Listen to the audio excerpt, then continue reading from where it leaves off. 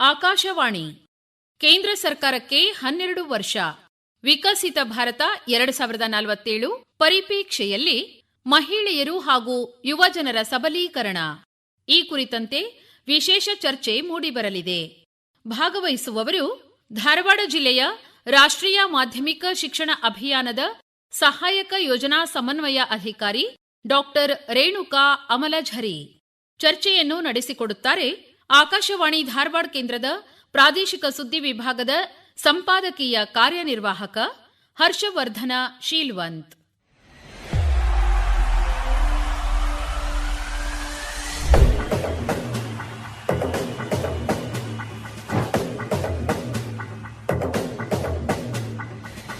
एक सुनहरे युग की कल्पना करें, विकसित भारत की सच्ची संकल्पना करें. ವಿಕಸಿತ ಭಾರತ 2047 ಪರಿಪೇಕ್ಷೆಯಲ್ಲಿ ಮಹಿಳೆಯರು ಹಾಗೂ ಯುವಜನರ ಸಬಲೀಕರಣ ಅನ್ನೋ ವಿಷಯದ ಬಗ್ಗೆ ಇವತ್ತು ನಾವು ಚರ್ಚೆ ಮಾಡೋರಿದ್ದೀವಿ. ಈ ಎರಡೂ ವಿಷಯಗಳಿಗೆ ಸಂಬಂಧಪಟ್ಟಂತೆ ಯೋಜನೆಗಳು ಯಾವ್ಯಾವಿದಾವೆ ಅಂತನ್ನೋದನ್ನು ಕೂಡ ನಮ್ಮ ಕೇಳುಗರಿಗೆ ನಾವು ಪರಿಚಯಿಸೋರಿದ್ದೀವಿ. ಪ್ರಧಾನಮಂತ್ರಿ ನರೇಂದ್ರ ಮೋದಿ ನೇತೃತ್ವದ ಬಿಜೆಪಿ ಸಾರಥ್ಯದ ಎನ್ಡಿಎ ರಾಷ್ಟ್ರೀಯ ಪ್ರಜಾಸತ್ತಾತ್ಮಕ ಒಕ್ಕೂಟದ ಕೇಂದ್ರ ಸರ್ಕಾರ ಮಹಿಳೆಯರು ಹಾಗೂ ಯುವಜನರ ಸಬಲೀಕರಣಕ್ಕಾಗಿ ಹಲವು ಮಹತ್ವದ ಜನಪರ ಯೋಜನೆಗಳನ್ನ ವಿನ್ಯಾಸಗೊಳಿಸಿ ಅನುಷ್ಠಾನಗೊಳಿಸಲಿಕ್ಕತ್ತದ. ಕಳೆದ 12 ವರ್ಷಗಳೊಳಗ ಕೇಂದ್ರ ಸರ್ಕಾರ ರಾಜ್ಯ ಸರ್ಕಾರದ ಸಹಭಾಗಿತ್ವದೊಳಗ ಆರ್ಥಿಕ ಸೇರ್ಪಡೆ, ಉದ್ಯಮಶೀಲತೆ, ತಾಯಿಯ ಆರೋಗ್ಯ, ಶಿಕ್ಷಣ ಮತ್ತು ಸುರಕ್ಷತೆಯನ್ನ ಒಳಗೊಂಡಂಥ ವಿನೂತನ ಯೋಜನೆಗಳನ್ನ ರೂಪಿಸಿದೆ. ಈ ಕುರಿತು ನಮ್ಮ ಕೇಳುಗರಿಗೆ ಮಾಹಿತಿಯನ್ನ ನೀಡಲಿಕ್ಕೆ ನಮ್ಮ ಸ್ಟುಡಿಯೋಕ್ಕೆ ಆಗಮಿಸ್ಯಾರ.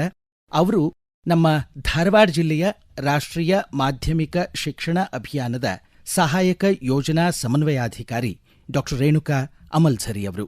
ಮೇಡಮ್, ನಿಮಗೆ ಸ್ವಾಗತ. ನಮಸ್ತೆ ಸರ್. ಮೇಡಮ್, ಈಗ ತಮ್ಮ ಅಭಿಪ್ರಾಯದೊಳಗ ಮಹಿಳಾ ಸಬಲೀಕರಣ ಅಂದ್ರೆ ಏನು?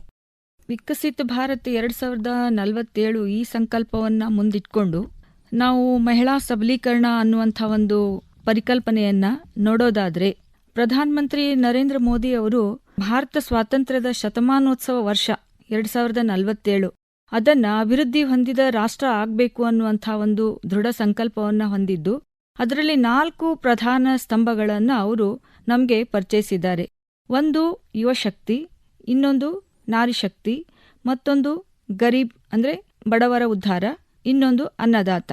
ಈ 4 ಅಂಶಗಳ ಉದ್ಧಾರವೇ ರಾಷ್ಟ್ರದ ಉದ್ಧಾರ ಅನ್ನುವಂಥ ಒಂದು ಕಲ್ಪನೆಯನ್ನಿಟ್ಕೊಂಡು ವಿಕಸಿತ್ ಭಾರತ್ 2047 ನಮಗಾಗಿ ಅವರು ನೀಡಿದ್ದಾರೆ.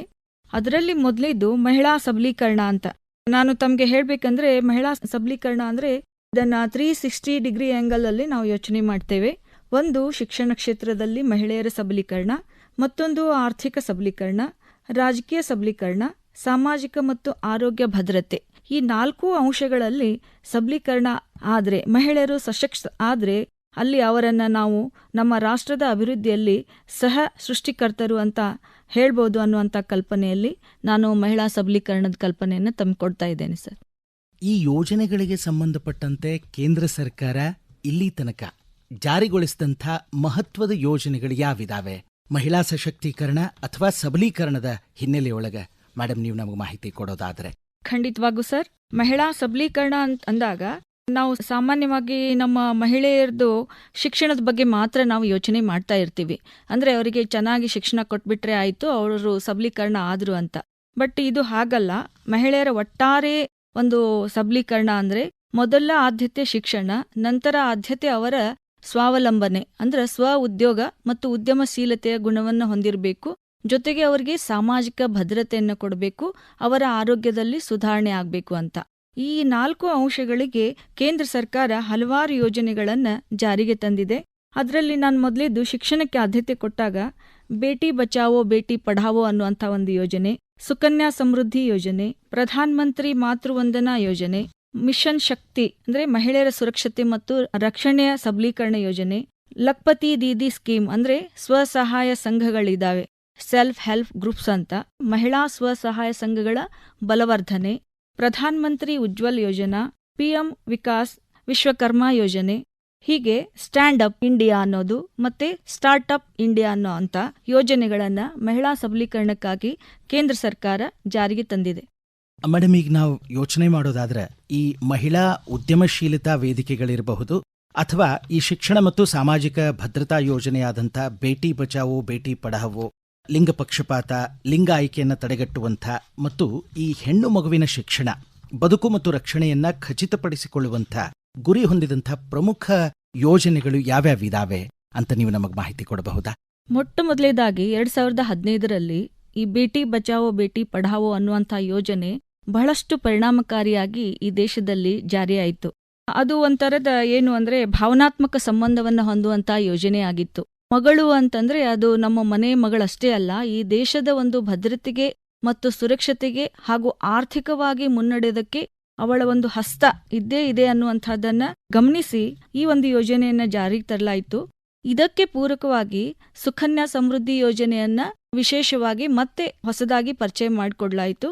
ಇದರಲ್ಲಿ 10 ವರ್ಷದ ಒಳಗಿನ ಹೆಣ್ಣು ಮಗುವಿಗೆ ಭದ್ರತೆಯನ್ನ ಒದಗಿಸೋದಕ್ಕಾಗಿ ಉಳಿತಾಯವನ್ನ ಮತ್ತೆ ಪಾಲಕರು ಅದನ್ನ ಮುಂದುವರಿಸೋದಕ್ಕಾಗಿ ಈ ಒಂದು ಯೋಜನೆಯನ್ನ ಕೊಡ್ಲಾಯಿತು. ಅಂದ್ರೆ ಒಬ್ಬ ವಿವಾಹಿತ ವಯಸ್ಕ ಮಹಿಳೆ ಆಗುವವರೆಗೂ ಆ ಒಂದು ಹೆಣ್ಣು ಮಗು ಅಂದ್ರೆ 21 ವರ್ಷದವರೆಗೂ ಆ ಮಗುವಿಗೆ 25 ರೂಪಾಯಿಯಿಂದ ಮ್ಯಾಕ್ಸಿಮಮ್ 1.5 ಲಕ್ಷದವರೆಗೂ ಆ ಮಗುವಿನ ಮೇಲೆ ಅಂದ್ರೆ ಸಣ್ಣ ಉಳಿತಾಯವನ್ನ ಪ್ರತಿ ತಿಂಗಳು ಒಂದು ಬಂಡವಾಳ ಆಗಿ ಇನ್ವೆಸ್ಟ್ ಆಗಿ ಅದನ್ನ ಮಾಡಲಿಕ್ಕೆ ಸರ್ಕಾರ ಪೋಷಕರಿಗೆ ಒಂದು ಪ್ರೋತ್ಸಾಹವನ್ನ ನೀಡಿದೆ.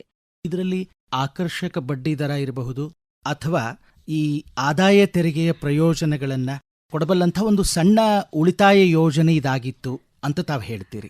ಹೌದು ಸರ್, ಖಂಡಿತವಾಗೂ. ಯಾಕೆಂದ್ರೆ ಯಾವುದೇ ಒಂದು ಹೂಡಿಕೆಯನ್ನ ಒಬ್ಬ ಪಾಲಕರಾಗ್ಲಿ ಅಥವಾ ಈ ದೇಶದ ನಾಗರಿಕ ಆಗ್ಲಿ ಹೂಡಿಕೆ ಮಾಡಿದಾಗ ಅದಕ್ಕೆ ಲಾಭವನ್ನ ನಾವು ಖಂಡಿತವಾಗಿ ಬೇಕು ಅನ್ನುವಂಥ ಮನಸ್ಥಿತಿ ನಮ್ಗಿದ್ದೇ ಇರ್ತದೆ. ಸುಕನ್ಯಾ ಸಮೃದ್ಧಿ ಯೋಜನೆಯಲ್ಲಿ 10 ವರ್ಷದ ಒಳಗಿನ ಹೆಣ್ಣು ಮಗುವಿಗೆ ಏನು ಒಂದು ಖಾತೆಯನ್ನ ತೆರೆದು ಕನಿಷ್ಠ 250ರಿಂದ 1.5 ಲಕ್ಷದವರೆಗೂ ಜಮಾ ಮಾಡ್ತಾರೆ.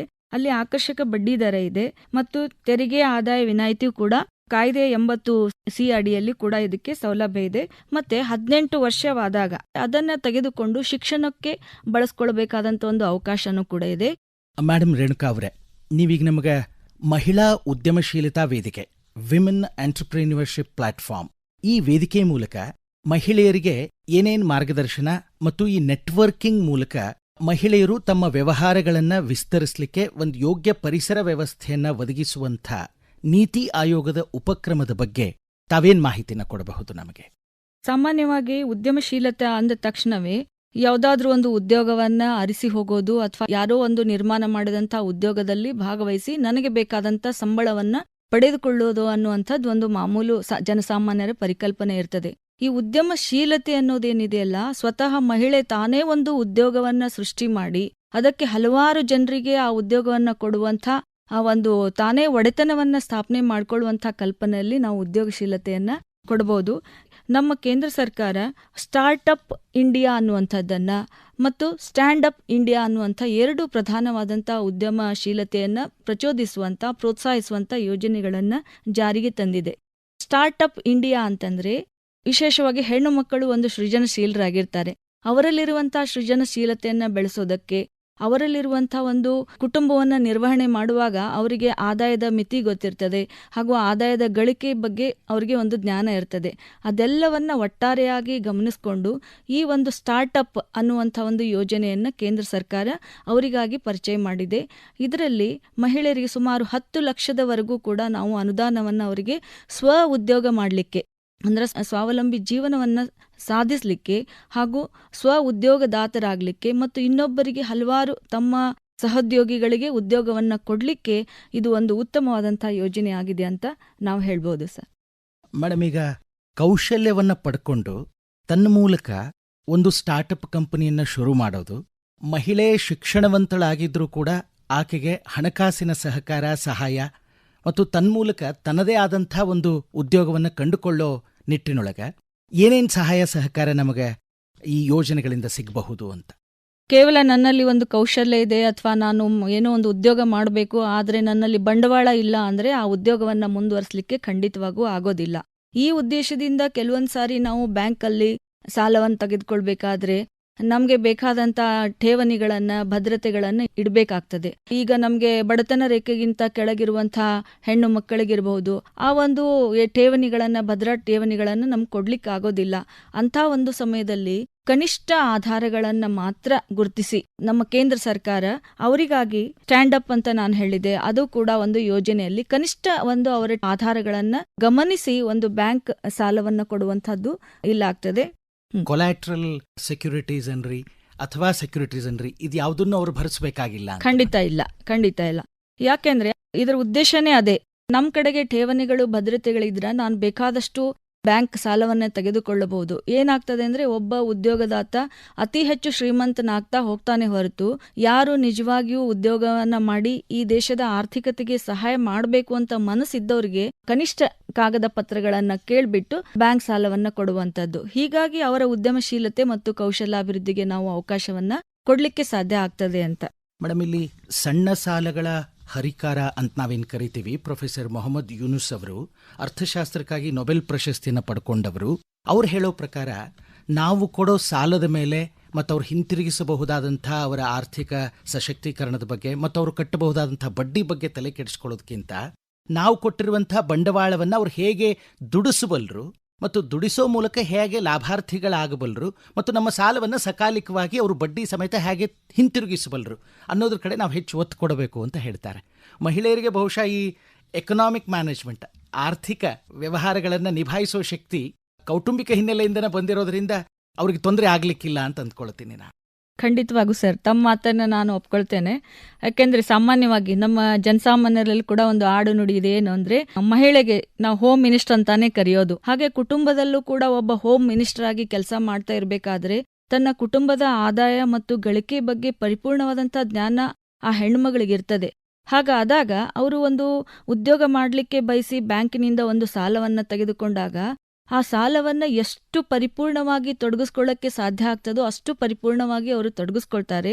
ಜೊತೆಗೆ ಅದರಿಂದ ಎಷ್ಟು ಹೆಚ್ಚು ಲಾಭವನ್ನ ಪಡಿಬಹುದು ಅನ್ನುವಂಥ ಒಂದು ಮುಂದಾಲೋಚನೆ ಅವ್ರಿಗಿರೋದ್ರಿಂದ ಅದರಿಂದ ಹೆಚ್ಚು ಲಾಭನೂ ಕೂಡ ಅವರು ಪಡಿತಾರೆ. ಹೀಗಾಗಿ ಕೊಟ್ಟಂತ ಸಾಲಕ್ಕೆ ಯಾವುದೋ ಮೋಸವಿಲ್ಲದೆ ಅವರು ಪ್ರಾಮಾಣಿಕವಾಗಿ ತಮ್ಮ ಲಾಭವನ್ನು ಪಡೆದುಕೊಂಡು ಮತ್ತು ಹೆಚ್ಚಿನ ಆದಾಯವನ್ನ ಇತರೆ ಉದ್ಯೋಗಗಳಿಗೆ ವಿನಿಯೋಗ ಮಾಡುವಂಥ ಒಂದು ಸಾಮರ್ಥ್ಯವನ್ನ ಮಹಿಳೆಯರು ಹೊಂದಿದ್ದಾರೆ. ತಾವು ನೋಡ್ತಾ ಇರಬಹುದು ಇವತ್ತಿನ ಈ ಸ್ವಸಹಾಯ ಸಂಘಗಳು ಎಷ್ಟರ ಮಟ್ಟಿಗೆ ದೇಶದಲ್ಲಿ ಬಲಾಢ್ಯವಾಗಿದ್ದಾವೆ ಅಂತ.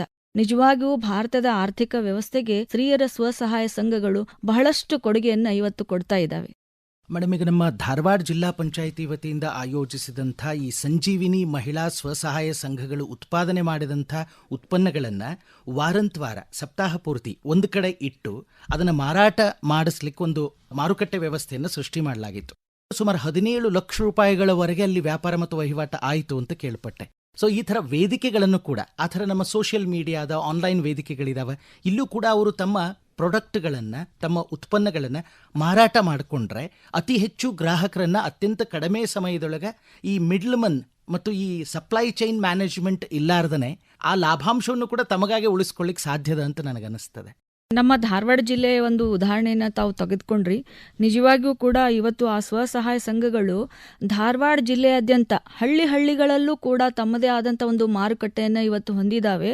ಜಿಲ್ಲೆ ಮಾತ್ರ ಅಲ್ಲ, ಪ್ರಪಂಚಕ್ಕೆ ಅಂದ್ರೆ ವಿಶ್ವಕ್ಕೆ ಕೂಡ ಮಾರುಕಟ್ಟೆಗೆ ಬಲಿಷ್ಠವಾದಂಥ ವಸ್ತುಗಳನ್ನು ಅವರು ಒದಗಿಸ್ತಾ ಇದ್ದಾರೆ. ಅವರು ತಯಾರು ಮಾಡಿದಂಥ ಈ ಕುಶಲಕರ್ಮ ವಸ್ತುಗಳಿರ್ಬಹುದು, ವಿಭಿನ್ನವಾಗಿ ಆಕರ್ಷಕಗೊಳ್ಳುವಂಥ ಇವತ್ತಿಂದ ಯಾವುದು ಅಂದ್ರೆ ವಸ್ತ್ರ ವಿನ್ಯಾಸ.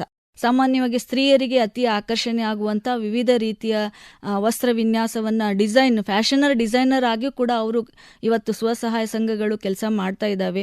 ಸ್ವಸಹಾಯ ಸಂಘಗಳ ಪ್ರಾಡಕ್ಟು ವಿದೇಶಕ್ಕೂ ಕೂಡ ಮಾರುಕಟ್ಟೆಯಲ್ಲಿ ತನ್ನದೇ ಆದಂಥ ಬೇಡಿಕೆಯನ್ನು ತೆಗೆದುಕೊಂಡಿದೆ. ಇವತ್ತಿನ ಒಂದು ಈ ಡಿಜಿಟಲ್ ಮಾಧ್ಯಮದಲ್ಲೂ ಕೂಡ ಅವರು, ಈಗ ನಾವು ಹೇಳ್ತೀವಲ್ಲ ರೀಲ್ಸ್, ನಮ್ಮ ಕಡೆಗೆ ಬಹಳಷ್ಟು ಈಗ ಅದು ಒಂದು ಟ್ರೆಂಡ್ ಆಗ್ಬಿಟ್ಟಿದೆ. ಸೊ ಈ ರೀಲ್ಸ್ ಮೂಲಕನೂ ಕೂಡ ಎಷ್ಟೋ ಸ್ವಸಹಾಯ ಸಂಘಗಳು ರಿಯಲ್ ಉತ್ಪಾದನೆಗಳನ್ನು ಆ ರೀಲ್ಸ್ ಮೂಲಕ ತೆಗೆದುಕೊಂಡು ಹೋಗಿ ಲಾಭಾಂಶ ಮಾಡಿಕೊಳ್ಳುವಂಥ ನಿಟ್ಟಿನಲ್ಲಿ ಹೋಗ್ತಾ ಇದ್ದಾವೆ. ಅದು ಒಂದು ಆಶಾದಾಯಕ ಬೆಳವಣಿಗೆ ಅಂತ ನಾನು ಹೇಳ್ತೇನೆ ಸರ್. ಈ ಸುರಕ್ಷತೆ ಮತ್ತು ಕಾನೂನು ರಕ್ಷಣೆಯ ವಿಷಯಕ್ಕೆ ಸಂಬಂಧಪಟ್ಟಂತೆ ಮಹಿಳೆಯರಿಗೆ ಈ ಒನ್ ಸ್ಟಾಪ್ ಸಖಿ ಸೆಂಟರ್ ಅಥವಾ ಈಗ ಶೀ ಬಾಕ್ಸ್ಗಳನ್ನು ಎಲ್ಲ ಸರ್ಕಾರಿ ಕಚೇರಿಗಳಲ್ಲಿ ಹಾಕೋದನ್ನು ಕಡ್ಡಾಯ ಮಾಡಿದ್ದಾರೆ. ಆ ಥರ ಮನೆಯನ್ನು ನಿಭಾಯಿಸಿ ಜೊತೆಗೆ ಕರ್ತವ್ಯವನ್ನು ಆರ್ಥಿಕವಾಗಿ ತನ್ನ ಕುಟುಂಬಕ್ಕೆ ತಾನು ಬೆನ್ನೆಲುಬಾಗಬೇಕು ಅನ್ನೋ ಕಾರಣಕ್ಕೆ ದುಡಿಯುವಂಥ ಮಹಿಳೆಯರಿಗೆ ಸೇಫ್ಟಿ ಮತ್ತು ಸೆಕ್ಯೂರಿಟಿ ಪಾರ್ಟಿಂದ ಏನೆಲ್ಲ ಯೋಜನೆಗಳಿದಾವೆ ಅನ್ನೋದನ್ನ ತಾವು ನಮಗೆ ಮಾಹಿತಿ ಮಾಡಿಕೊಡ್ಬೇಕು. ತಾವು ಹೇಳ್ದ ಹಾಗೆ ಈ ಒನ್ ಸ್ಟಾಪ್ ಸೆಂಟರ್ ಯೋಜನೆ ಇದೆಯಲ್ಲ, ಅದರ ಹೆಸರೇ ಸೂಚಿಸುವ ಹಾಗೆ ಒನ್ ಸ್ಟಾಪ್ ಅಂತ. ಅಂದ್ರೆ ಒಬ್ಬ ಮಹಿಳೆ ಅದು ಯಾವುದೇ ತೆರನಾದಂಥ ನೋವುಗಳಿರಲಿ, ಯಾವುದೇ ತೆರನಾದಂಥ ಅಸುರಕ್ಷತಾ ಭಾವವಿರಲಿ, ಅಲ್ಲಿ ಅದಕ್ಕೆ ಒಂದು ಪರಿಹಾರವನ್ನ ಕೊಡುವಂಥ ಅದು ಸೆಂಟರ್ ಆಗಿದೆ. ಅದಕ್ಕೆ ಬಹಳ ಆತ್ಮೀಯತೆಯಿಂದ ಸಖಿ ಸೆಂಟರ್ ಅಂತ ಕೂಡ ನಾವು ಕರಿತೇವೆ. ಅಲ್ಲಿ ಈ ಕೌಟುಂಬಿಕ ದೌರ್ಜನ್ಯ ಇರ್ಬೋದು, ಕರ್ತವ್ಯದ ಸ್ಥಳದಲ್ಲಿ ಅವರಿಗೆ ದೈಹಿಕ ಅಥವಾ ಲೈಂಗಿಕ ಏನಾದರೂ ಕಿರುಕುಳ ಆಗಿರ್ಬೋದು, ಮಾನಸಿಕ ಹಿಂಸೆಯಿಂದ ಬಳಲ್ತಿರುವಂಥ ಮಹಿಳೆಯರಾಗಿರ್ಬೋದು, ಅಥವಾ ಅವ್ರಿಗೆ ಏನೋ ಒಂದು ತುಮುಲತೆ ಇದೆ, ಮಾನಸಿಕವಾಗಿ ಅವರಿಗೆ ಒಂದಿಷ್ಟು ಸಹಾಯ ಸಹಕಾರ ಮಾರ್ಗದರ್ಶನ ಬೇಕಾಗ್ತದೆ, ಆಪ್ತ ಸಮಾಲೋಚನೆ ಬೇಕಾಗ್ತದೆ ಅನ್ನುವಂಥದ್ದೇನಾದರೂ ಆ ಮಹಿಳೆಯರಿಗೆ ಬೇಕು ಅಂತ ಅನಿಸಿದ್ರೆ ಅದೆಲ್ಲವನ್ನ ಒನ್ ಸ್ಟಾಪಲ್ಲಿ ಕೊಡಲಿಕ್ಕೆ ಸರ್ಕಾರ ಆ ಒಂದು ಸೆಂಟರನ್ನು ಸ್ಥಾಪನೆ ಮಾಡಿದೆ. 18 ವರ್ಷದ ಮೇಲ್ಪಟ್ಟ ಎಲ್ಲ ಮಹಿಳೆಯರಿಗೂ ಕೂಡ ಅಲ್ಲಿ ಏನು ಅಂದರೆ ತಮಗಾದಂಥ ಒಂದು ತುಮುಲತೆಗಳನ್ನು ನಿವಾರಣೆ ಮಾಡಿಕೊಳ್ಳಿಕ್ಕೆ ಆ ಒನ್ ಸ್ಟಾಪ್ ಸೆಂಟರ್ ಅನ್ನುವಂಥ ಯೋಜನೆ ಬಹಳಷ್ಟು ಪರಿಣಾಮಕಾರಿಯಾಗಿದೆ. ನನಗೆ ನನ್ನ ಒಂದು ಅನುಭವಕ್ಕೆ ಹೇಳಬೇಕು ಅಂತಂದರೆ, ಕೌಟುಂಬಿಕ ದೌರ್ಜನ್ಯವನ್ನು ಅನುಭವಿಸಿದಂಥ ಮಹಿಳೆಯರು ಮಾನಸಿಕ ಒಂದು ತುಮುಲತೆಯಿಂದ ಬಳಲ್ತಾ ಆ ಒನ್ ಸ್ಟಾಪ್ ಸೆಂಟರ್ಗೆ ಬಂದಾಗ, ನಾವು ಒಬ್ಬ ಸಖಿಯಾಗಿ ಅಲ್ಲಿಗೆ ಹೋದಾಗ ಅವರು ಯಾವ ರೀತಿಯ ಒಂದು ದೌರ್ಜನ್ಯವನ್ನು ಅನುಭವಿಸಿದ್ರು ಅಂತ ಆ ಒಂದು ಹಿಂಸೆಯನ್ನು ನೋಡಿದಾಗ ನಮಗೂ ಅನಿಸ್ತು, ಮಹಿಳೆಯರೇ ಸಾಂತ್ವನ ಮಾಡಬೇಕಾದಂಥ ಒಂದು ಆ ಸೆಂಟರನ್ನು ಸ್ಥಾಪನೆ ಮಾಡಿದ್ದು ನಿಜಕ್ಕೂ ಒಂದು ಒಳ್ಳೆಯ ಉದ್ದೇಶ ಅಂತ ನಮಗೆ ಗೊತ್ತಾಯಿತು. ಮೇಡಮ್, ಅಲ್ಲಿ ಈ ಉಚಿತವಾಗಿ ಕಾನೂನು ನೆರವು, ವೈದ್ಯಕೀಯ ಸೌಲಭ್ಯ ಈ ಥರದ್ದೇನಾದರೂ ವ್ಯವಸ್ಥೆಗಳಿದಾವ?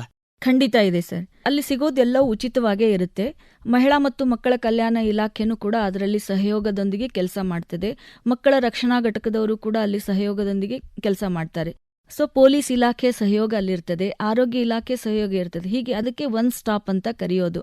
ಮಹಿಳೆಯರಿಗೆ ಯಾವುದೇ ತೆರನಾದಂಥ ನೋವುಗಳಿರಲಿ ಅದನ್ನ ಪರಿಹಾರ ಮಾಡಲಿಕ್ಕೆ ಉಚಿತವಾದಂಥ ಸಲಹೆ ಮತ್ತು ಮಾರ್ಗದರ್ಶನ ಅಲ್ಲಿ ಇರ್ತದೆ ಸರ್. ಮೇಡಮ್, ಈ ಶೀ ಬಾಕ್ಸ್ ಬಗ್ಗೆ ನೀವು ನಮಗೊಂಚೂರು ಮಾಹಿತಿ ಕೊಡಬೇಕಲ್ಲ. ಪಾಶ್ ಅನ್ನುವಂಥ ಒಂದು ಏನು ಕಾಯ್ದೆಯನ್ನ ಜಾರಿಗೆ ತಂದಾದ್ಮೇಲೆ ಪ್ರತಿಯೊಂದು ಈ ಕೆಲಸ ಮಾಡುವಂಥ ಸ್ಥಳದಲ್ಲಿರ್ಬೋದು, ಅಥವಾ ನಮ್ಮ ಒಂದು ನೆರೆಮನೆಯ ಹೆಣ್ಣು ಮಗಳ ಒಂದು ಸಂಕಟ ಇರ್ಬೋದು, ಅದು ಎಲ್ಲೇ ಇರಲಿ, ಹೆಣ್ಣು ಮಗಳ ನೋವಂದರೆ ಅದು ಹೆಣ್ಮಗಳ ನೋವೇನೆ. ಅದನ್ನು ಯಾವ ಥರ ಪರಿಹಾರ ಮಾಡಬೇಕು? ಈಗ ನೇರವಾಗಿ ಕೆಲವೊಂದು ಸಮಸ್ಯೆಗಳನ್ನು ಪರಿಹಾರ ಮಾಡಲಿಕ್ಕೆ ಆಗೋದಿಲ್ಲ. ಯಾಕೆಂದರೆ ಕೆಲವೊಂದು ಸಾರಿಗೆ ಏನಾಗ್ತದೆ, ಅದು ನಿಂದು ಕೆಲಸ ಅಲ್ಲ, ನೀವು ಹೋಗಿ ಅನ್ನುವಂಥದ್ದಾಗ್ತದೆ, ಅಥವಾ ಘರ್ಷಣೆಗಳಾಗ್ತವೆ, ಅಥವಾ ಇನ್ನೇನೋ ಬೇರೆ ಬೇರೆ ಅರ್ಥದಲ್ಲಿ ಹೋಗಿ ಆ ಮಹಿಳೆಯರ ಸಂರಕ್ಷಣೆಗೆ ಮತ್ತು ಸುರಕ್ಷತೆಗೆ ಅಭದ್ರತೆನೂ ಕೂಡ ಕಾಡಬಹುದು ಅಂತ. ಆ ಉದ್ದೇಶದಿಂದ ಆನ್ಲೈನ್ ಒಂದು ಪ್ರೋಗ್ರಾಮ್ ಅನ್ನು ಕೂಡ ನಮ್ಮ ಕೇಂದ್ರ ಸರ್ಕಾರ ಶೀ ಬಾಕ್ಸ್ ಅನ್ನುವಂಥದ್ದನ್ನು, ಇದು ಒಂದು ವೆಬ್ ಪೋರ್ಟಲ್. ಇದರಲ್ಲಿ ನಾವು ಮಹಿಳೆಯರು ತಮಗಾದಂಥ ನೋವುಗಳ ಬಗ್ಗೆ, ಹಿಂಸೆಗಳ ಬಗ್ಗೆ ಅಲ್ಲಿ ಆ ರಿಜಿಸ್ಟ್ರೇಷನ್ ಮಾಡಿಕೊಂಡು ಆ ಒಂದು ಶೀ ಬಾಕ್ಸಲ್ಲಿ ತಮಗಾದಂಥ ನೋವನ್ನು ಕಂಪ್ಲೇಂಟ್ ಮೂಲಕ ಅಲ್ಲಿ ಹಾಕ್ತಾರೆ. ಪ್ರತಿಯೊಂದು ಕೆಲಸದ ಸ್ಥಳದಲ್ಲಿ ಈ ಶೀ ಬಾಕ್ಸ್ ಸಮಿತಿ ಇದೆ. ಕೆಲಸದ ಸ್ಥಳದಲ್ಲಿರುವಂಥ ಹೆಣ್ಣು ಮಕ್ಕಳೇ ಅಲ್ಲಿ ಒಬ್ಬರ ಸಮಿತಿ ಅಧ್ಯಕ್ಷರಾಗಿರ್ತಾರೆ.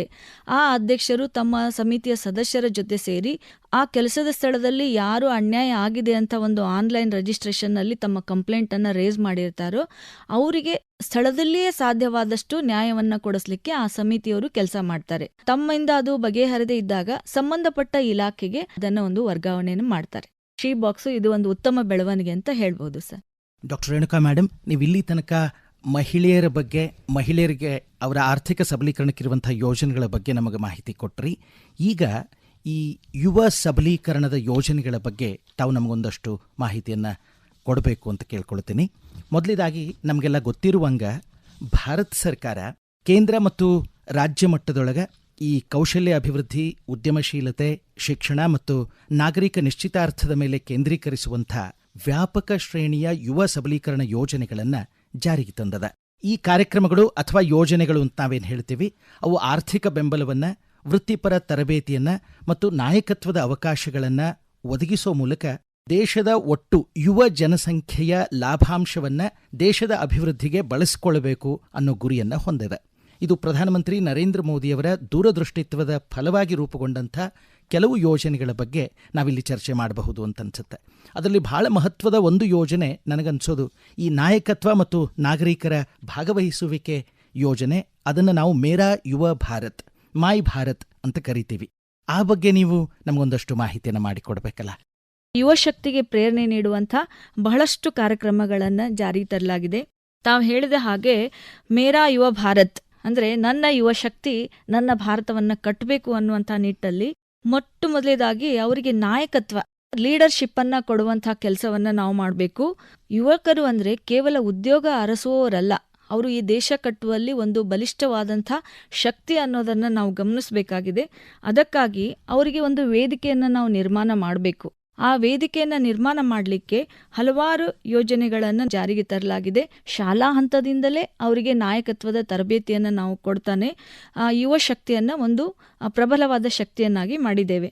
ಯುವ ವ್ಯವಹಾರಗಳು ಕ್ರೀಡಾ ಸಚಿವಾಲಯ ಪ್ರಾರಂಭಿಸಿದ ಇದೊಂದು ಸ್ವಾಯತ್ತಿತ ಸಂಸ್ಥೆ. ನಮಗೆ ಯುವ ವ್ಯವಹಾರಗಳು ಅಂದ್ರೆ ಕೇವಲ ಆರ್ಥಿಕವಾಗಿ ಅಲ್ಲ, ಅವರಲ್ಲಿ ದೈಹಿಕವಾಗಿರ್ಬೋದು, ಮಾನಸಿಕವಾಗಿರ್ಬೋದು, ನೈತಿಕವಾಗಿ ಮತ್ತು ರಾಷ್ಟ್ರ ಪ್ರೇಮವನ್ನು ಬೆಳೆಸುವ ಏನೆಲ್ಲ ಅವಕಾಶಗಳಿದಾವೋ ಆ ಅವಕಾಶಗಳನ್ನು ಒನ್ ಸ್ಟಾಪ್ ಅಲ್ಲಿ ಕೊಡುವಂಥ ಒಂದು ಯೋಜನೆ ಮೇರಾ ಯುವ ಭಾರತ್ ಆಗಿದೆ. ಹೀಗಾಗಿ ಇದು ಒಂದು ಒಳ್ಳೆಯ ಬೆಳವಣಿಗೆ ಅಂತ ನಮಗೆ ಅನಿಸ್ತಾ ಇದೆ ಸರ್. ಮೇಡಮ್, ಅದೇ ರೀತಿ ಈ ಪ್ರಧಾನಮಂತ್ರಿ ಕೌಶಲ್ ವಿಕಾಸ್ ಯೋಜನೆ PMKVY ಅಂತ ಹೇಳ್ತೀವಿ, ಅದು ಕೌಶಲ್ಯ ಮತ್ತು ಉದ್ಯೋಗಾವಕಾಶವನ್ನ ಒದಗಿಸುವ ಮಹತ್ವಾಕಾಂಕ್ಷೆಯೊಂದಿಗೆ ಕೇಂದ್ರ ಸರ್ಕಾರ ಜಾರಿಗೆ ತಂದಂಥ ಯೋಜನೆ.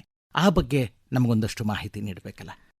ಪ್ರಧಾನಮಂತ್ರಿ ಕೌಶಲ್ ವಿಕಾಸ್ ಯೋಜನೆ ಇದು ಒಂದು ಯುವಕರಲ್ಲಿ ಇರುವಂತಹ ಒಂದು ಕೌಶಲ್ಯವನ್ನ, ಸೃಜನಶೀಲತೆಯನ್ನ ಅರಳಿಸುವಂತಹ ಕೆಲಸವನ್ನ ಇದು ಮಾಡ್ತಾ ಇದೆ. ಪ್ರಧಾನಮಂತ್ರಿಗಳ ಆಶಯ ಏನು ಅಂದ್ರೆ ಕಟ್ಟಕಡೆಯ ಹಳ್ಳಿಯಲ್ಲಿ ಇರುವಂತಹ ಒಬ್ಬ ಯುವಕನಿಗೆ ಒಂದು ಒಳ್ಳೆಯ ಅವಕಾಶ ಸಿಗಬೇಕು ಅನ್ನುವಂತಹ ಉದ್ದೇಶದಿಂದ ಈ ಒಂದು ವಿಕಾಸ ಯೋಜನೆಯನ್ನ ಜಾರಿಗೊಳಿಸಿದ್ರು. ಅದರಲ್ಲಿ ಏನು ಅಂದ್ರೆ ಅವರಲ್ಲಿ ಒಂದು ಸ್ಕಿಲ್ ಇರ್ತದೆ, ಆ ಸ್ಕಿಲ್ ಅನ್ನ ಯಾವ ರೀತಿ ಅವರು ಪ್ರೆಸೆಂಟ್ ಮಾಡಬೇಕು ಅನ್ನುವಂಥದ್ದು ಇರೋದಿಲ್ಲ. ಅವರಲ್ಲಿರುವಂತಹ ಕೌಶಲ್ಯವನ್ನ ಹೆಚ್ಚು ಮಾಡಲಿಕ್ಕೆ ಅಲ್ಪಾವಧಿಯ ತರಬೇತಿಯನ್ನ ಈ ಒಂದು ಯೋಜನೆಯಲ್ಲಿ ಮೊದಲಿಗೆ ಅವರಿಗೆ ಕೊಡ್ತಾರೆ. ಆ ತರಬೇತಿಯನ್ನ ಪಡೆದುಕೊಂಡಂತವರು ಒಂದು ಬ್ಯಾಂಕ್ ಅಲ್ಲಿ ತಮ್ಮ ಒಂದು ಲೋನ್ ಅನ್ನು ತಗೊಂಡು ಯಾವ ವಿಷಯದ ಮೇಲೆ ಯಾವ ಉದ್ಯೋಗವನ್ನು ಮಾಡಲಿಕ್ಕೆ ತರಬೇತಿ ಇರುತ್ತೋ ಅದರಲ್ಲಿ ಹೆಚ್ಚು ಹೆಚ್ಚು ಪರಿಣಿತರಾಗಲಿಕ್ಕೆ ಈ ಒಂದು ಯೋಜನೆಯಲ್ಲಿ ಅವಕಾಶವನ್ನು ನೀಡಲಾಗಿದೆ. ಮೇಡಮ್, ಇದರೊಟ್ಟಿಗೆ ಇನ್ನೊಂದು ರೇಣುಕಾ ಮೇಡಮ್, ಈ ದೀನ್ ದಯಾಳ್ ಉಪಾಧ್ಯಾಯ ಗ್ರಾಮೀಣ ಕೌಶಲ್ಯ ಯೋಜನಾ ಅಂತ ಹೇಳಿ DDU-GKY ಅಂತೇನು ಹೇಳ್ತೀವಿ, ಅದ್ರ ಬಗ್ಗೆ ನಮ್ಮ ಕೇಳುಗರಿಗೆ ತಾವು ಮಾಹಿತಿ ಏನು ನೀಡಬಹುದು? ದೀನ್ ದಯಾಳ್ ಉಪಾಧ್ಯಾಯ ಅವರ ಹೆಸರನ್ನೇ ಕೇಳಿದಾಗ ನಮ್ಗನ್ಸೋದು ಅವರು ಗ್ರಾಮೀಣ ಭಾಗದ ಜನರಿಗೆ ಬಹಳಷ್ಟು ಕೆಲಸಗಳನ್ನ ಮಾಡಿದಂಥ ಒಬ್ಬ ನಮ್ಮ ಹೆಮ್ಮೆಯ ನಾಯಕರವರು. ಅವರ ಹೆಸರಲ್ಲಿ ಯಾಕೆ ಇದು ಆಯಿತು ಅಂದರೆ ಗ್ರಾಮೀಣ ಭಾಗದ ಕೌಶಲ್ಯಗಳನ್ನು, ಗ್ರಾಮೀಣ ಭಾಗದ ಯುವ ಶಕ್ತಿಯನ್ನು ನಾವು ಹೆಚ್ಚು ಹೆಚ್ಚು ಬಲಿಷ್ಠಗೊಳಿಸಿದಾಗ ಮಾತ್ರ ನಮ್ಮ ದೇಶ ಸಮೃದ್ಧ ಆಗ್ತದೆ ಅಂತ. ಇದು ಮಹಾತ್ಮ ಗಾಂಧೀಜಿಯವರ ಒಂದು ಕನಸು ಕೂಡ ಆಗಿತ್ತು ಅನ್ನೋದು ಅವರ ಒಂದು ಯೋಚನೆ ಆಗಿತ್ತು. ಹೀಗಾಗಿ ಅವರ ಉದ್ದೇಶ ಏನಂದ್ರೆ ಹಳ್ಳಿಯಿಂದ ದಿಲ್ಲಿಯವರೆಗೆ ಅಂತ. ಗ್ರಾಮೀಣ ಭಾಗದ ಪ್ರತಿಯೊಂದು ಯುವ ಜನತೆ ತಮ್ಮಲ್ಲಿರುವಂತಹ ಒಂದು ಶಕ್ತಿಯನ್ನ ಉಪಯೋಗಿಸ್ಕೊಳ್ಬೇಕು. ಅದು ಕೇವಲ ಶಿಕ್ಷಣ ಪಡೆದುಕೊಂಡು ಹಾಗೆ ನಿರುದ್ಯೋಗಿಗಳಾಗಿ ಓಡಾಡ್ಕೊಂಡಿದ್ರೆ ಅದರಿಂದ ಯಾವುದೇ ಲಾಭ ಇಲ್ಲ ಅನ್ನೋದು. ಪ್ರತಿಯೊಂದು ಯುವಕನೂ ಕೂಡ ಒಂದು ಯಾವುದಾದ್ರೂ ಉದ್ಯೋಗವನ್ನ ಮಾಡಲೇಬೇಕು ಅಂತ. ಆ ಉದ್ದೇಶದಿಂದ 15 ವರ್ಷದಿಂದ 35 ವರ್ಷದ ಒಳಗಿನ ಯುವಜನತೆಯನ್ನ, ಅದು ಏನು ಅಂದ್ರೆ ನಾವು ಈಗ ಬಡ ಕುಟುಂಬ ಅಂತ ಏನು ಗುರುತಿಸ್ಕೊಳ್ತೀವಿ, ಅಂತಹ ಒಂದು ಕುಟುಂಬದ ಯುವಕರನ್ನ ಆಯ್ಕೆ ಮಾಡಿಕೊಂಡು ಅವರಿಗೆ ಉಚಿತವಾದಂಥ ಕೌಶಲ್ಯ ತರಬೇತಿ ಮತ್ತು ಖಾತ್ರಿ ಉದ್ಯೋಗ ಅಂತ ಹೇಳ್ತೀವಿ, ಅಂದ್ರೆ ಯಾವುದಾದ್ರೂ ಒಂದು ಉದ್ಯೋಗವನ್ನ ಮಾಡಲೇಬೇಕು ಅಂತ ಮನಸ್ಥಿತಿಯನ್ನು ಅವರು ಪಡೆದುಕೊಳ್ಳುವವರಿಗೆ ಒಂದು ತರಬೇತಿಯನ್ನು ಕೊಡೋದು ಮತ್ತು ಆ ಉದ್ಯೋಗಕ್ಕೆ ಇರುವಂತ ಹಲವಾರು ಅವಕಾಶಗಳನ್ನ ಪ್ರಚಾರ ಮಾಡೋದು, ಗುರುತಿಸೋದು ಈ ಯೋಜನೆಯ ಮಹತ್ವ ಆಗಿದೆ ಸರ್. ಇದಕ್ಕೆ ಸಂಬಂಧಪಟ್ಟಂತೆ ಇನ್ನೊಂದು ಡಾಕ್ಟರ್ ರೇಣುಕಾ ಮೇಡಮ್, ಈ ಉದ್ಯಮಶೀಲತೆ ಮತ್ತು ಹಣಕಾಸು ನೆರವಿನ ಯೋಜನೆ ಇಂಡಿಯಾ ಅಂತ ಏನು ಹೇಳ್ತೀವಿ ಅದಿರಬಹುದು, ಅಥವಾ ಪ್ರಧಾನಮಂತ್ರಿ ಮುದ್ರಾ ಯೋಜನೆ PMMY, ಇದ್ರ ಬಗ್ಗೆನೂ ನಮಗೊಂದಷ್ಟು ಮಾಹಿತಿ ತಾವು ಕೊಡಬಹುದಾ? ಖಂಡಿತ ಸರ್. ನಾವು ಆಗ್ಲೇ ಹೇಳಿದ್ವಿ ಏನು ಅಂದ್ರೆ ಯುವಕರಿಗೆ ಕೌಶಲ್ಯಗಳಿದ್ದಾವೆ, ಉದ್ಯೋಗ ಮಾಡಬೇಕು ಅನ್ನುವಂಥ ಅಭಿಲಾಷೆ ಇದೆ, ಅವಕಾಶಗಳು ಬೇಕು ಮತ್ತು ಉದ್ಯೋಗಕ್ಕೆ ಬೇಕಾದಂತ ಸಹಾಯ ಹಸ್ತ ಬೇಕು. ಹೀಗಾಗಿ ಬಂಡವಾಳ ಬೇಕು. ಇನ್ವೆಸ್ಟ್ಮೆಂಟ್ ಮಾಡಲಿಕ್ಕೆ ಅವರಿಗೆ ಯಾವುದಾದ್ರೂ ಒಂದು ಹಾದಿ ಬೇಕು. ಇಂಥ ಒಂದು ಸಮಯದಲ್ಲಿ ನಮಗೆ ಸಿಗೋದು ಯಾವುದು ಅಂದ್ರೆ ಉದ್ಯಮಶೀಲತೆ ಮತ್ತು ಹಣಕಾಸು ನೆರವು ಅನ್ನೋದು, ಪ್ರಧಾನಮಂತ್ರಿ ಮುದ್ರಾ ಯೋಜನೆ ಅನ್ನೋದು. ಈ ಎರಡೂ ಯೋಜನೆಗಳಲ್ಲಿ ನಮಗೆ ಅಲ್ಪ ಮತ್ತು ಸೂಕ್ಷ್ಮ ಸಾಲಗಳು ಕೂಡ ಅಲ್ಲಿ ದೊರೀತಾ ಇದ್ದಾವೆ. ಯುವಜನತೆಗೆ ಬಹಳಷ್ಟು ದೊಡ್ಡ ಕನಸು ಇರ್ತದೆ, ಆದರೆ ಅದಕ್ಕೆ ಒಂದು ಸ್ಟೆಪ್ ಅಂತ ಇರ್ತದೆ. ಉದ್ಯೋಗ ಆಧರಿಸಿ ಆ ಒಂದು ಸಾಲ ಕೊಡುವಂಥದ್ದು ಇಲ್ಲಿ ಮುದ್ರಾ ಯೋಜನೆಯಲ್ಲಿದೆ. ಈ ಶಿಶು ಯೋಜನೆ ಅಂದ್ರೆ ಸುಮಾರು 50,000ದಿಂದ 5 ಲಕ್ಷದವರೆಗೆ ಬಂಡವಾಳ ಕೊಡುವಂಥದ್ದು. ಕಿಶೋರ ಅಂದ್ರೆ 5 ಲಕ್ಷದಿಂದ 10 ಲಕ್ಷ ಬಂಡವಾಳ ಕೊಡುವಂಥದ್ದು. ತರುಣ್ ಅಂದ್ರೆ 10 ಲಕ್ಷದಿಂದ 25 ಲಕ್ಷ ಬಂಡವಾಳ ಕೊಡೋದು. ತರುಣ್ ಪ್ಲಸ್ ಅಂದ್ರೆ 25 ಲಕ್ಷಕ್ಕೆ ಮೇಲ್ಪಟ್ಟು ಸಾಲವನ್ನ ಕೊಡುವಂತ ವ್ಯವಸ್ಥೆ ಇದೆ. ಅಂದ್ರೆ ಅವರು ಮಾಡುವಂತ ಉದ್ಯೋಗದ ಆಧಾರದ ಮೇಲೆ ಅವರಿಗೆ ಬಂಡವಾಳವನ್ನ ಹೂಡೋದಕ್ಕೆ, ಬ್ಯಾಂಕಿನಿಂದ ಸೌಲಭ್ಯಗಳನ್ನ ಕೊಡೋದಕ್ಕೆ ಈ ಒಂದು ಮುದ್ರಾ ಯೋಜನೆ ಇದೆ. ಇದರಿಂದ ಉದ್ಯಮಶೀಲತೆಯನ್ನು ನಾವು ಯುವಜನರಲ್ಲಿ ಬೆಳೆಸುವಂತಹ ಪ್ರೇರಣೆಯನ್ನ ಕೊಡಬಹುದು ಅಂತ ಅನಿಸ್ತದೆ ಸರ್. ಡಾಕ್ಟರ್ ರೇಣುಕಾ ಅವರೇ, ನೀವು ನಮಗೆ ಈ ಶಿಕ್ಷಣ ಮತ್ತು ಉದ್ದೇಶಿತ ಬೆಂಬಲದ ಯೋಜನೆಗಳು, ಉದಾಹರಣೆಗೆ ಈಗ ಮಕ್ಕಳಿಗಾಗಿ PM ಕೇರ್ಸ್ ಅನ್ನುವಂಥ ಒಂದು ಯೋಜನೆ ಜಾರಿಗೊಂಡಿತ್ತು. ಇದು ಕೋವಿಡ್-19 ದುರಿತ ಕಾಲದೊಳಗೆ ಜಾರಿಗೆ ಬಂದಂಥ ಯೋಜನೆ. ಆ ಕುರಿತಂತೆ ಈ ಶೈಕ್ಷಣಿಕ ವೆಚ್ಚಗಳನ್ನು ಸುಲಭವಾಗಿ ನಾವು ಮುಟ್ಟೋ ದೃಷ್ಟಿಯಿಂದ ಈ ಯೋಜನೆ ಜಾರಿಗೆ ಬಂದಿತ್ತು ಅಂತ. ಆ ಕುರಿತಂತೆ ತಾವು ನಮಗೇನು ಮಾಹಿತಿ ಮಾಡಿಕೊಡಿ. ಖಂಡಿತ ಸರ್. ಕೋವಿಡ್-19 ಇಡೀ ಜಗತ್ತನ್ನೇ ತಲ್ಲಣಗೊಳಿಸ್ತು. ಈ PM ಕೇರ್ ಅನ್ನುವಂಥದ್ದು ಬಡ ಕುಟುಂಬದವರಿಗೆ ಬಹಳಷ್ಟು ಸಹಾಯವನ್ನ ಇದು ಮಾಡ್ತು. ಇಲ್ಲಿ PM ಕೇರ್ ಅನ್ನೋದು ಕೋವಿಡ್-19 ಆ ಕುಟುಂಬ ಏನು ನಾಶ ಆಯ್ತಲ್ಲ, ಆ ಕುಟುಂಬ ನಾಶ ಆದಾಗ ಆ ಮಗುವನ್ನ ನೋಡ್ಕೊಳ್ಳಿಕ್ಕೆ ಯಾರೂ ಇಲ್ಲದೆ ಹೋದಂತ ಒಂದು ಸಮಯ. ಆ ಮಗುವನ್ನೇ ತೆಗೆದುಕೊಂಡು ಬೆಳೆಸಲಿಕ್ಕೆ ಯಾರಿಗೂ ಆಗೋದಿಲ್ಲ. ಸಂಬಂಧಿಕರು ಕೂಡ ಅಷ್ಟೊಂದು ಕಷ್ಟ ಕಾಲದಲ್ಲೇ ಇದ್ರು. ಇಂಥ ಒಂದು ಸಮಯದಲ್ಲಿ ಆ ಮಗುವಿನ ರಕ್ಷಣೆ ಮತ್ತು ಶಿಕ್ಷಣದ ವ್ಯವಸ್ಥೆಗಾಗಿ ಈ ನಿಧಿಯನ್ನ ಸ್ಥಾಪನೆ ಮಾಡೋದರ ಮೂಲಕ ಒಂದು ಮಗುವಿನ ಜೀವನಕ್ಕೆ, ಶಿಕ್ಷಣಕ್ಕೆ ಈ ಒಂದು PM ಕೇರ್ ಅನ್ನ ನಾವು ಬಳಸ್ಕೊಳ್ಳಿಕ್ಕೆ ಆಯ್ತು. ಜೊತೆಗೆ ಪೋಷಕರನ್ನ ಕಳೆದುಕೊಂಡಂತ ಮಕ್ಕಳಿಗೆ ಹಲವಾರು ವಿದ್ಯಾರ್ಥಿ ವೇತನಗಳನ್ನು ಕೂಡ ನಾವು ಕೊಟ್ಟಿದ್ದೇವೆ. ಅವರಿಗೆ ಆರೋಗ್ಯ ವಿಮೆ ಮಾಡಿದ್ರು. ಆ ಒಂದು ಅವಧಿಯಲ್ಲಿ ಯಾವ ಮಕ್ಕಳಿಗೆ ಇಂಥ ಒಂದು ತೊಂದರೆ ಆಗಿತ್ತೋ ಆ ಮಕ್ಕಳು 23 ವರ್ಷದವರೆಗೆ ಆ ಒಂದು ನಿಧಿಯನ್ನು ಇಟ್ಕೊಂಡು 23 ವರ್ಷ ಆದ ಮೇಲೆ ಆ ಒಂದು ನಿಧಿಯನ್ನ ಬಳಸ್ಕೊಳ್ಳೋದಕ್ಕೆ ಅವಕಾಶವನ್ನು ಕೂಡ ಇದರಲ್ಲಿ ಕೊಡಲಾಗಿದೆ ಸರ್. ಡಾಕ್ಟರ್ ರೇಣುಕಾ ಅವರೇ, ನೀವು ನಮಗೆ ಈ ಮೆಟ್ರಿಕ್ ನಂತರದ ವಿದ್ಯಾರ್ಥಿ ವೇತನಗಳು ಮತ್ತು ಫೆಲೋಶಿಪ್ಗಳ ಬಗ್ಗೆ ಒಂದಷ್ಟು ಮಾಹಿತಿ ಕೊಡಬೇಕಲ್ಲ. ಆರ್ಥಿಕವಾಗಿ ಹಿಂದುಳಿದಂಥವರು, ಪರಿಶಿಷ್ಟ ಜಾತಿ, ಪರಿಶಿಷ್ಟ ಪಂಗಡದ ಎಲ್ಲಾ ಮಕ್ಕಳಿಗೂ ಕೂಡ ಇಲ್ಲೇನಿದೆ ಅಂದ್ರೆ ಅವಕಾಶಗಳಿದ್ದಾವೆ. ಶಿಷ್ಯ ವೇತನ ಇರಬಹುದು, ಪ್ರತಿಭಾ ಪುರಸ್ಕಾರಗಳಿರಬಹುದು, ಫೆಲೋಶಿಪ್ಗಳಿರ್ಬಹುದು, ಮತ್ತೆ ಅವರಿಗಾಗಿ ವಸತಿ ನಿಲಯಗಳು ಕೂಡ ಇದ್ದಾವೆ. ಶಿಕ್ಷಣಕ್ಕೆ ಇರುವಂತ ಏನು ಒಂದು ಹಣವನ್ನ ಕಡಿತಗೊಳಿಸುವಂತ ಸ್ಕೀಮ್ಗಳು ಕೂಡ ಇದರಲ್ಲಿ ಇದಾವೆ. ಜೊತೆಗೆ ಇಲ್ಲಿ ಏನು ಅಂದ್ರೆ ಫೆಲೋಶಿಪ್ಗಳನ್ನ ಕೊಟ್ಕೊಂಡು ನಾವು ಈ ದೇಶದಲ್ಲಿ ಶಿಕ್ಷಣ ಪಡೆಯುವುದು ಅಥವಾ ಸಾಗರೋತ್ತರ ವಿದೇಶ ಶಿಕ್ಷಣವನ್ನು ಕೂಡ ಪಡಲಿಕ್ಕೆ ಅವರಿಗೆ ಹಲವಾರು ಅವಕಾಶಗಳನ್ನ ಕೊಟ್ಟಿದ್ದೇವೆ. ಡಾಕ್ಟರ್ ರೇಣುಕಾ ಅಮಲ್ಝರಿಯವರು ಇಲ್ಲಿಯವರೆಗೆ ಮಹಿಳಾ ಸಬಲೀಕರಣ ಮತ್ತು ನಮ್ಮ ಯುವ ಸಬಲೀಕರಣಕ್ಕೆ ಸಂಬಂಧಪಟ್ಟಂತೆ ಸಾಕಷ್ಟು ಯೋಜನೆಗಳ ಕುರಿತಂತೆ ಮಾಹಿತಿಯನ್ನ ನಮ್ಮ ಕೇಳುಗರಿಗಾಗಿ ಒದಗಿಸಿದರು. ಅವರಿಗೆ ನಮ್ಮ ಕೇಳುಗರ ಪರವಾಗಿ ಅನಂತ ಕೃತಜ್ಞತೆಗಳು. ಧನ್ಯವಾದ. ನಮಸ್ಕಾರ. ಧನ್ಯವಾದಗಳು ಸರ್.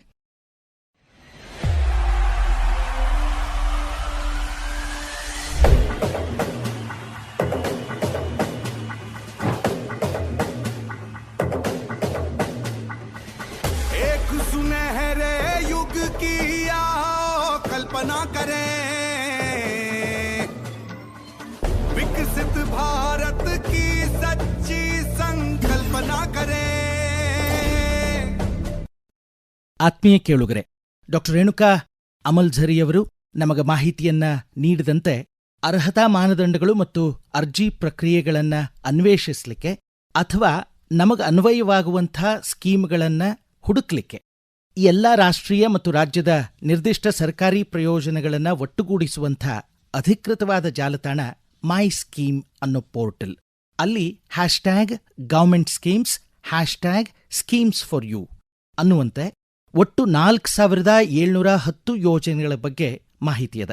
ಆ ಪೈಕಿ 670 ಕೇಂದ್ರ ಸರ್ಕಾರಗಳ ಯೋಜನೆಗಳಿದಾವೆ. 4040 ಯೋಜನೆಗಳು ಸದ್ಯ ಚಾಲ್ತಿಯೊಳಗಿರುವು ರಾಜ್ಯ ಮತ್ತು ಕೇಂದ್ರಾಡಳಿತ ಪ್ರದೇಶಗಳಿಗೆ ಸೇರಿರುವಂಥದ್ದು. ಅದರೊಳಗೆ ಶಿಕ್ಷಣ ಮತ್ತು ಕಲಿಕಾ ಸಂಬಂಧಿ ಯೋಜನೆಗಳು 1102, ಸ್ಕಿಲ್ ಅಂಡ್ ಎಂಪ್ಲಾಯ್ಮೆಂಟ್ಗೆ ಸಂಬಂಧಪಟ್ಟಂಥ 400 ಯೋಜನೆಗಳು, ಮಹಿಳೆ ಮತ್ತು ಮಕ್ಕಳ ಸಶಕ್ತೀಕರಣಕ್ಕೆ ಸಂಬಂಧಪಟ್ಟಂಥ 469 ಯೋಜನೆಗಳು, ಕೌಶಲ ಮತ್ತು ಅಭಿವೃದ್ಧಿ ಸ್ಕಿಲ್ ಅಂಡ್ ಡೆವಲಪ್ಮೆಂಟ್ಗೆ ಸಂಬಂಧಪಟ್ಟಂಥ 400 ಯೋಜನೆಗಳು ಸದ್ಯ ಚಾಲ್ತಿಯೊಳಗಿದ್ದಾವೆ. ಆಸಕ್ತರು ಮೈ ಸ್ಕೀಮ್ ಪೋರ್ಟಲ್ಗೆ ಭೇಟಿ ನೀಡಿ ಈ ಯೋಜನೆಗಳನ್ನು ಪರಾಮರ್ಶಿಸಬಹುದು ಅಂತ ನಾನು ಇಲ್ಲಿ ತಿಳಿಸ್ಲಿಕ್ಕೆ ಬಯಸ್ತೇನೆ. ಇದುವರೆಗೆ ಕೇಂದ್ರ ಸರ್ಕಾರಕ್ಕೆ 12 ವರ್ಷ ವಿಕಸಿತ ಭಾರತ 2047 ಪರಿಪೇಕ್ಷೆಯಲ್ಲಿ ಮಹಿಳೆಯರು ಹಾಗೂ ಯುವಜನರ ಸಬಲೀಕರಣ ಕುರಿತ ವಿಶೇಷ ಚರ್ಚೆಯನ್ನು ಕೇಳಿದಿರಿ. ಭಾಗವಹಿಸಿದವರು ಧಾರವಾಡ ಜಿಲ್ಲೆಯ ರಾಷ್ಟ್ರೀಯ ಮಾಧ್ಯಮಿಕ ಶಿಕ್ಷಣ ಅಭಿಯಾನದ ಸಹಾಯಕ ಯೋಜನಾ ಸಮನ್ವಯ ಅಧಿಕಾರಿ ಡಾಕ್ಟರ್ ರೇಣುಕಾ ಅಮಲಝರಿ. ಚರ್ಚೆಯನ್ನು ನಡೆಸಿಕೊಟ್ಟವರು ಆಕಾಶವಾಣಿ ಧಾರವಾಡ ಕೇಂದ್ರದ ಪ್ರಾದೇಶಿಕ ಸುದ್ದಿ ವಿಭಾಗದ ಸಂಪಾದಕೀಯ ಕಾರ್ಯನಿರ್ವಾಹಕ ಹರ್ಷವರ್ಧನ ಶೀಲ್ವಂತ್. ಸಂಕಲನ ವಿವೇಕಾದಿತ್ಯ ಕನಿಯಾಲ. ಸಮಗ್ರ ನಿರ್ವಹಣೆ ಧಾರವಾಡ ಹಾಗೂ ಬೆಂಗಳೂರು ಆಕಾಶವಾಣಿ ಪ್ರಾದೇಶಿಕ ಸುದ್ದಿ ವಿಭಾಗದ ಸಹಾಯಕ ನಿರ್ದೇಶಕರಾದ ಸುಹಾಸ್ ಆರ್. ಪ್ರಸ್ತುತಿ ಆಕಾಶವಾಣಿ ಧಾರವಾಡ ಕೇಂದ್ರದ ಪ್ರಾದೇಶಿಕ ಸುದ್ದಿ ವಿಭಾಗ.